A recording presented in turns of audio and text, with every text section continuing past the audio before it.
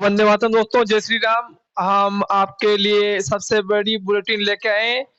आज दोस्तों हम एक बहुत ही बड़ी और शानदार राष्ट्र हित के लिए, हिंदुस्तान की हिफाजत के लिए बात करने जा रहे हैं। दरअसल हिंदुस्तान के लिए जो पूरे हिंदुस्तान के अंदर आपको सभी को पता है कि राष्ट्र सेवा सर्वोपरि है और राष्ट्र सेवा समर्पित है। चाहे हिंदुस्तान का कोई भी युवा हो, कोई राष्ट्र सेवा कर रहा है, कोई डॉक्टर बनकर सेवा दे रहा है तो कोई मास्टर बनकर सेवा दे रहा है, तो कुछ ना कुछ राष्ट्र सेवा में समर्पित है। और देश का बेटा बेटी यानी कि बेटा और बेटी का सबका ही योगदान इस मुहिम के अंदर रहा है और हिंदुस्तान से गहरा लगाव रहा है। तो दोस्तों हम आज बात कर रहे हैं कड़े फैसले लेने की। भारत सरकार है, उन्होंने मतलब नरेंद्र मोदी की जो भारत सरकार है, उन्होंने कितने कड़े फैसले लिए और हिंदुस्तान के लिए क्या किया। तो दोस्तों हम आज बहुत ही खतरनाक सिचुएशन के बारे में बात करने जा रहे हैं, यानी कि दी कश्मीर फाइल एक फिल्म जो मूवीज आई है और जो वाकई कश्मीरी पंडितों के साथ आईएस के एजेंडे पे चलने वाले आतंकवादी इस्लामिक कंट्री से ताल्लुक रखने वाले कुछ मुल्ले मौलवी की मिलीभगत से 90 के दशक में यानी कि 1990 करीब, आज से 32 साल पहले कश्मीरी हिंदुओं को कश्मीर से निकाल दिया गया था और मार काट के यानी कि धक्का दे के यहाँ से उनकी जमीन कोस ली गई थी, उनका मकान कोस दिया गया था। उस बुरी सिचुएशन के अंदर एक कश्मीर फाइल्स नाम का एक जो फिल्म आई है 3 घंटों की, उस फिल्म के अंदर पूरा इनका जो काले कारनामा है इस्लामिक कंट्री का, इस्लामिक एजेंडे का पूरा उन्हें जो विवेक अग्निहोत्री है इस फिल्म में दिया है। उस फिल्म के मुख्य किरदार मिथुन चक्रवर्ती, अनुपम खेर और पूरी इनकी टीम लगी हुई है और उन्होंने पूरी मेहनत से उस मूवीज को बनाया और इस फिल्म ने बॉलीवुड को भी पीछे धकेल दिया। यानी कि हिंदुस्तान के अंदर ये दी कश्मीर फाइल्स फिल्म करीबन 10-12 करोड़ में इनका जो लागत आई थी और आज इस फिल्म ने दी कश्मीर फाइल ने पूरा भूचाल मचा दिया दुनिया के अंदर। यानी कि 150 करोड़ के बार इनकी जो कमाई का आंकड़ा दिन मध्य दिन आसमान छू रहा है और बॉलीवुड गैंग भांड के अंदर पूरा खामोशी छाई हुई है। तो आज हालांकि कुछ आपको पता होगा सलमान खान ने कोई प्रतिक्रिया नहीं दी थी, परंतु शाहरुख खान जरूर उन्होंने आज थोड़ी सी चिंता जाहिर की। वो बोल रहे हैं कि कश्मीर पंडितों का जो दुख दर्द है सभी को सुनना समझना और सोचना जरूरी है।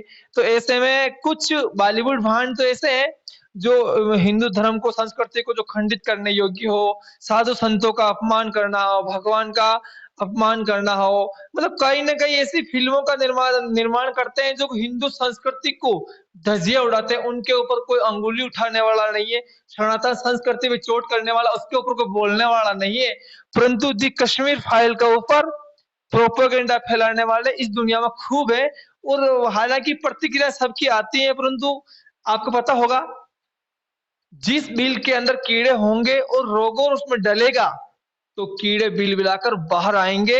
और परंतु ये बात मैं आपको दर्शकों से बता रहा हूं कि दी कश्मीर फाइल जो मूवी आई है, पंडितों के दुख और दर्द और उस समय के दौर का पूरा एक वातावरण समाज को नहीं, पूरे हिंदुस्तान को नहीं, पूरे विश्व के सामने ये रख दिया है और ये सबको एक्सपोज कर दिया। इस्लामिक आईएस एजेंट को जो उनका जो मिलिट्री है, उनकी जो आतंकवादी सोच है, उनकी जो गतिविधियां पूरी दुनिया के सामने रख दी है।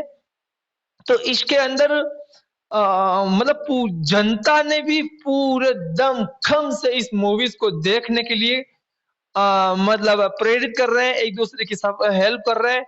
और थिएटर के अंदर और जहाँ हॉल के अंदर जहां फिल्म लग रही है उनके अंदर जय श्री राम के नारे गूंज रहे हैं। हिंदुस्तान की संस्कृति फिर जीवित नजर आ रही है और इस फिल्म ने ऐसा तहलका मचाया जो शायद कभी आज तक बॉलीवुड के जो भांड नहीं कर पाए। ये तो काम अग्नि जो विवेक अग्निहोत्री जी ने कर दिया। आपको पता है दर्शकों, योगी आदित्यनाथ ने पूरी कल परसों पूरी टीम का अभिनंदन किया था। और जो भारत सरकार के प्रधानमंत्री नरेंद्र मोदी सरकार है, मोदी जी ने भी इनको बधाई दी है। और इस फिल्म के लिए मतलब योगी जी ने तो जब फिल्म थिएटर में देखी तो उनका आंखों में आंसू आ गए।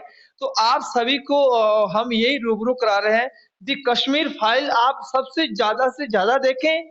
और ये लीक किया हुआ ना, ये लीक वाला आपको नहीं, आपको सभी को पूरी मूवीज को थिएटर में जाकर ही देखना, क्योंकि बॉलीवुड जो ये गैंग है ना, इन्होंने चालाकी से मक्कारी से उनको पता नहीं कैसे लीक कर लिया और उनको प्रोपेगेंडा साबित करने में जुटा है।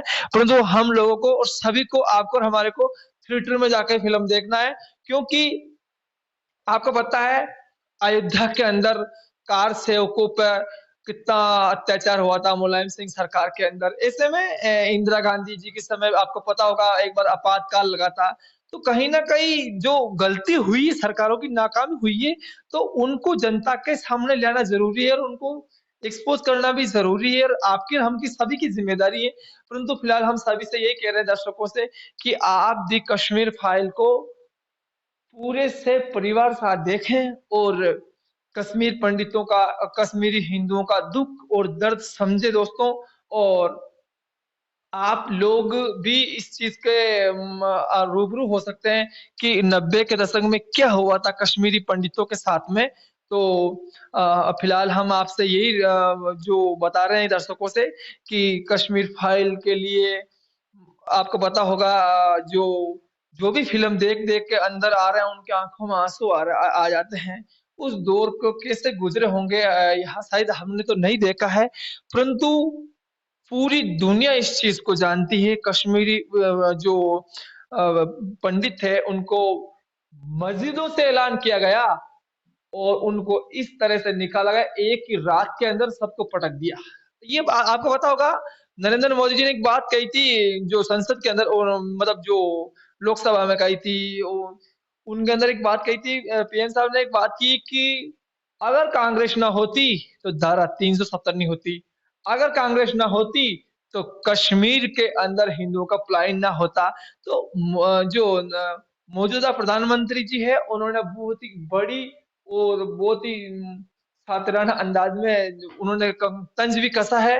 और कुछ ना कुछ उनकी नाकामी और उसकी कमी के कारण ही देश की जो बर्बादी हुई है। तो सरकार मोदी जी ने ये बात उसका जिक्र किया था। तो हम सभी दर्शकों से यही कहते हैं कि फिलहाल तो मोदी जी यही कह रहे हैं कि जो नेहरू जी की गलती है, इंदिरा जी ने उस समय गलती की थी, तो कुछ ना कुछ सभी की जो जिसने गलती की है अभी उसको सुधार लिया गया है। भारत सरकार अब शक्ति से है।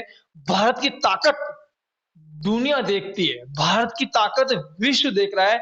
और पहले हम अमेरिका, चीन, दूसरे देशों के निर्भर रहते थे कि वो बड़ा है, परंतु आज दुनिया के अंदर हिंदुस्तान एक सबसे बड़ा शक्ति बन चुका है।